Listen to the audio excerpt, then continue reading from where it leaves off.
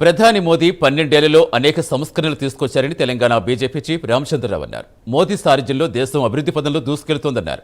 కాంగ్రెస్ హయాంలో స్కాములు చేయడం తప్ప అభివృద్ధి చేయలేదన్నారు. మరో 3 ఏళ్ల తర్వాత కూడా మోదీనే ప్రధానిగా ఉంటారంటున్న రామచంద్రరావుతో మా correspondent Nagendra face to face. పాలనకు సంబంధించినటువంటి అంశం పైన మనతో మాట్లాడేందుకు తెలంగాణ బీజేపీ రాష్ట్ర అధ్యక్షులు రామచంద్రరావు ఉన్నారు. మాట్లాడించేటటువంటి ప్రయత్నం చేద్దాం. సార్ చెప్పండి, ఈ 12 ఏళ్ల పాలనకు చెప్పమంటే ఏం చెప్తారు? 12,000 సంవత్సరాల్లో ఈరోజు భారతదేశం ఏదైతే ప్రగతి చెందిందో నరేంద్ర మోదీ గారి నాయకత్వంలో ఒక నూతన భారతాన్ని ఈరోజు నిర్మాణం అయింది. గత ప్రభుత్వాలు 60 సంవత్సరాలు కాంగ్రెస్ ప్రభుత్వం చూసిన తర్వాత ఈ 12 సంవత్సరాలు మీరు ఒకవేళ భారతదేశ ఒక వికసిత భారత్ మీరు పోల్చుకుంటే హైవేలు అయితే ఏంది, రైల్వేస్ అయితే ఏంది, ఎయిర్వేస్ అయితే ఏంది, హాస్పిటల్స్ అయితే ఏంది, అంటే ఏ రంగం చూసినా కూడా ఇండస్ట్రీస్ అయితే ఏంది, డిజిటలైజ్ అయింది. దీనికి దాదాపు 6 అంతులు 10 అంతులు పెరిగినటువంటి ఒక పరిస్థితి మనం చూస్తూ ఉన్నాం. తర్వాత దేశం ఎదుర్కొన్నట్టు అనేక సవాళ్ళు, అది కరోనా కావచ్చు, ఉగ్రవాదం కావచ్చు, మరి ఇక్కడ ఉన్నటువంటి అనేకమైనటువంటి సవాళ్ళను ఎదుర్కొంటూ ఈరోజు భారతీయ జనతా పార్టీ దాదాపు దేశవ్యాప్తంగా 12 సంవత్సరాలు కాదు 22 రాష్ట్రాలు కూడా భారతీయ జనతా పార్టీ ప్రభుత్వాన్ని ఏర్పాటు చేసుకున్నాం. అటువంటి పరిస్థితి ఈరోజు మనకు కనబడతా ఉంది ఇక్కడ. కాబట్టి చాలా పెద్ద మార్పు జరిగింది దేశంలో. చట్టాల్లో మార్పు తీసుకొచ్చినాం, ప్రజల ఆలోచన విధానంలో మార్పు తీసుకొచ్చినాం.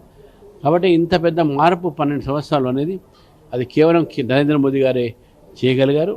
వారి యొక్క విజన్తో, వారి యొక్క కష్టంతో ఈరోజు భారతదేశము వికసిత భారత్గా మారినటువంటి విషయాన్ని మనం గుర్తించాలి. ఈరోజు ఉదయం మీరు ఆలయాలన్నీ కూడా సందర్శించినట్టున్నారు. ఏంది అసలు దాని ఉద్దేశం?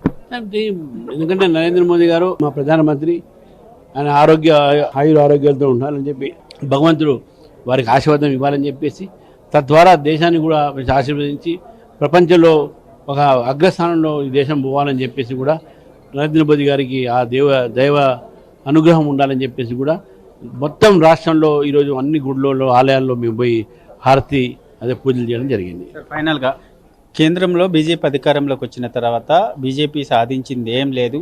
రూపాయి వాల్యూ పడిపోయింది. నిరుద్యోగులంతా కూడా ఇబ్బందులకు గురవుతున్నారు. ముఖ్యంగా దేశవ్యాప్తంగా కూడా నిత్యావసర సరుకుల ధరలు పెరిగాయి. దీని అంతటికీ కూడా కారణం బీజేపీనే అని చెప్పి కాంగ్రెస్ విమర్శించారు. కాంగ్రెస్కు వేరే పని ఏముందండి? ఇప్పుడు వాళ్ళు ఇన్ని సంవత్సరాలు పరిపాలించారు, ఏంది ఇచ్చారు చెప్పు దేశానికి? వాళ్ళు ఇచ్చిన అన్ని కుంభకోణాలే. 2G స్కామ్లు, అగస్టా స్కామ్లు, సబ్మరీన్ స్కామ్లు, హెల్త్ కార్డ్ అన్నీ ఇచ్చారు. ఏమి ఇచ్చారు? డెవలప్మెంట్ చూపెట్టమని చెప్పండి.